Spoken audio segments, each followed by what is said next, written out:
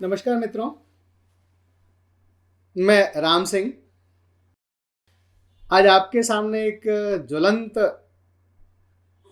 मुद्दे को लेकर बातचीत करने के लिए प्रस्तुत हुआ हूं। हम सब लोग आज कल टीवी पर, समाचार पत्रों में, व्हाट्सएप पर पाकिस्तान की आर्थिक स्थिति बहुत खराब है, डामाडोल है, बिकने वाला है, ऐसी बहुत सारी चीजें सुनते होंगे। लेकिन क्या आपको पता है कि जिस हाल में आज पाकिस्तान है, ऐसी ही हाल में राजीव गांधी भारत को छोड़कर गए थे। सारे कांग्रेसी आज चिल्लाते हैं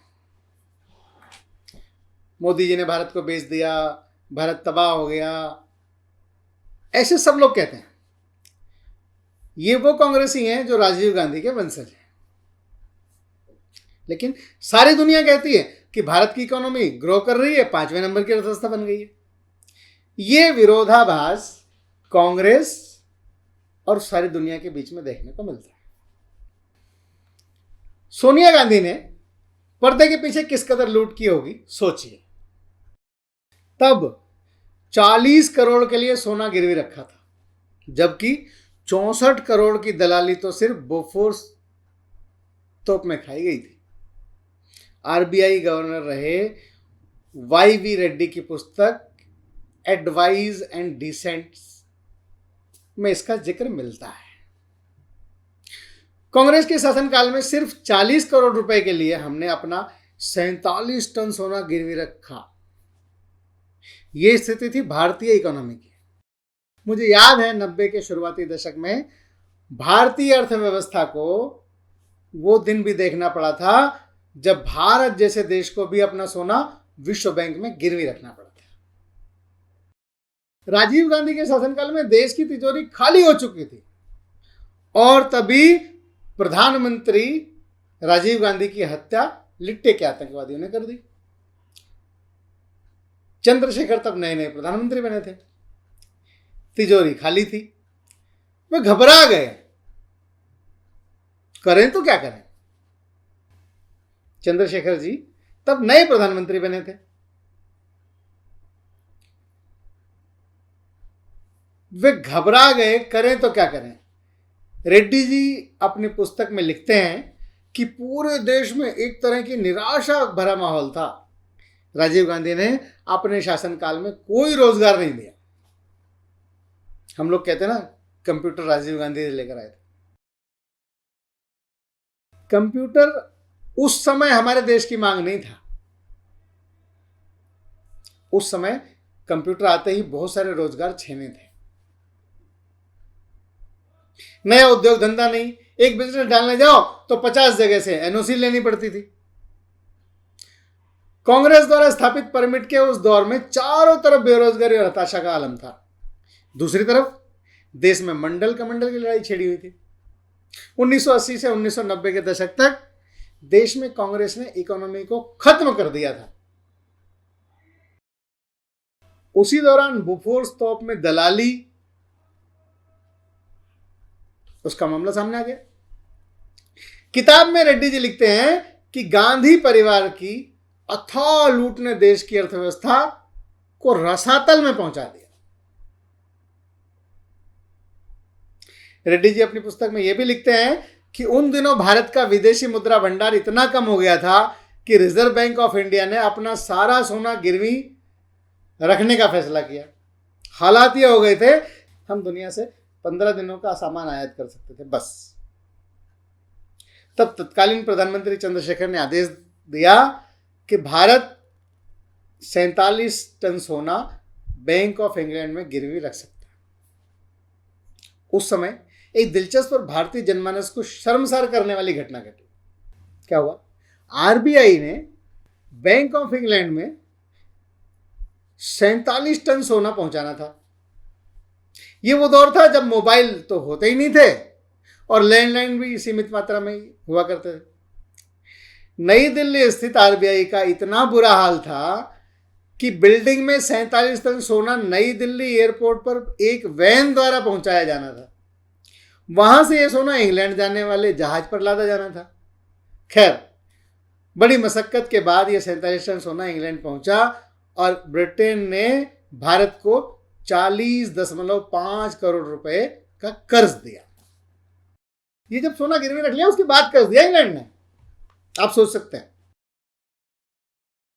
भारतीय अर्थव्यवस्था से जुड़ी इस पुरानी तथा मन को दुखी करने वाली घटना का उदाहरण मैं इसलिए दे रहा हूं ताकि लोगों को पता चले कि कांग्रेस ने जो बेशर्म नेता और समर्थक,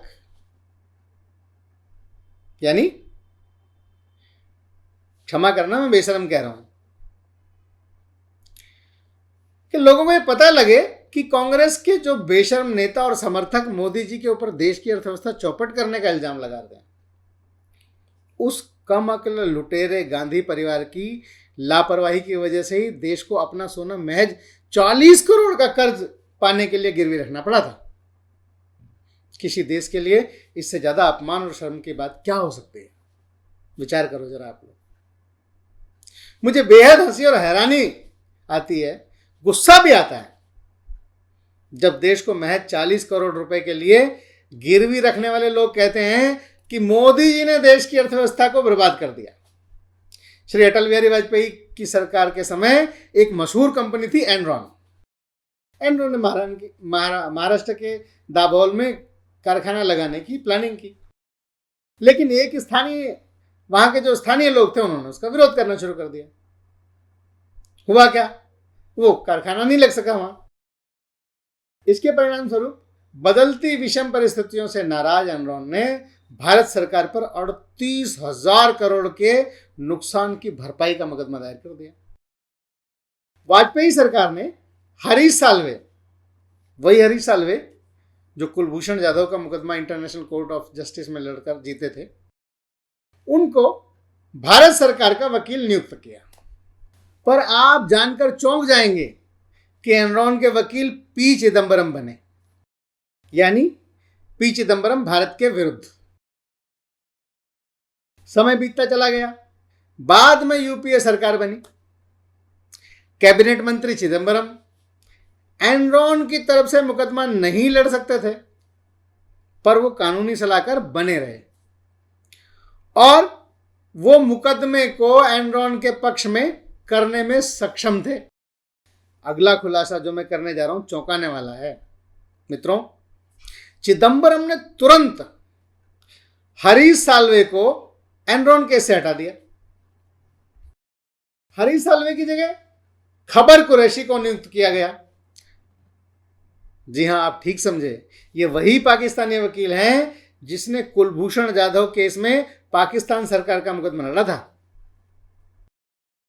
कांग्रेस ने भारत सरकार की तरफ से पाकिस्तानी वकील को 1400 करोड़ रुपए की फीस के रूप में भुगतान किया। है ना आश्चर्यजनक बात? अंततः भारत मुकदमा हार गया और भारत सरकार को 38,000 करोड़ का भारी भरकम मुआवजा देना पड़ा। लेकिन लुटियन मीडिया में यह खबर या तो गोल कर दी गई या सरसरी तौर पर दिखाई ही नहीं गई। अब सोचिए कि 38 करोड़ का मुकदमा लड़ने के लिए फीस कितनी ली होगी। जो पाठक किसी क्लेम के केस में वकील की फीस तय करते हैं उन्हें पता होगा वकील केस देखकर 10% से लेकर 60% तक की फीस लेता है। सोचिए, इस पर कोई हंगामा नहीं हुआ। अगर यह केस मोदी के समय में होता और भारत सरकार कोर्ट में हार जाती, चमचों को छोड़िए, भक्त भी डंडा लेकर मोदी के पीछे दौड़ते। क्षमा करना मेरे उद्बोधनों में अगर कोई आपको तो गुस्सा आए तो, क्योंकि मुझे इन शब्दों को सुन करके गुस्सा आता है, आ रहा है। और एक मजेदार बात, जिन कंपनियों का एनरॉन में निवेश करके यह प्रोजेक्ट केवल फाइल किया था, उनका निवेश महज $300 मिलियन, यानी उस वक्त के डॉलर रुपया विनिमय दर के हिसाब से 1530 करोड़ था, और वह भी बैठे बिठाए महज 7 साल में 38,000 करोड़ का फायदा, वो भी 1 यूनिट बिजली का संयंत्र लगाए बिना। है ना आश्चर्य की बात। जिस किसी को भी शंका हो वो गूगल में जाकर देख सकता है। हमारी युवा पीढ़ी को भी जानकारी होनी चाहिए कि देश अन्य देशों से इन 70 सालों में पीछे कैसे रह गया। हम लोग इतना तो कर ही सकते हैं। मोदी जी ने ये भेज दिया, मोदी जी ने वो भेज दिया, मोदी जी ऐसा कर रहे हैं। इतना सब कुछ होने के बाद भी साल भर, मैं तो कहता हूं 1.5 साल, देश भर को मुफ्त अनाज बांटने वाले, मुफ्त वैक्सीनेशन करने वाले और सारी दुनिया से शांति का पाठ, शांति का पुरस्कार पाने वाले मोदी जी सारी दुनिया को मानवता के नाते से, चाहे त्रासदी कोई भी हो, युद्ध की विभीषिका हो, उनको दवाइयाँ, अनाज पहुंचाते रहे। उसके बावजूद भी आज हम दुनिया के देशों की सूची में 5वें नंबर पर अपनी अर्थव्यवस्था को ले जा पाए हैं। तो सोचिए, मोदी जी ने देश बेचा, मोदी जी ने अर्थव्यवस्था खराब की, या फिर इन कांग्रेसियों ने पिछले 70 सालों में। ये विचार आपको करना है। मैं तो ये प्रश्न आपके सामने छोड़े जा रहा हूँ। अगली बार मिलूंगा, किसी नए विषय पर, किसी नए टॉपिक पर चर्चा करेंगे। तब तक के लिए नमस्कार। वीडियो में अंत तक बने रहने के लिए आपका बहुत बहुत धन्यवाद।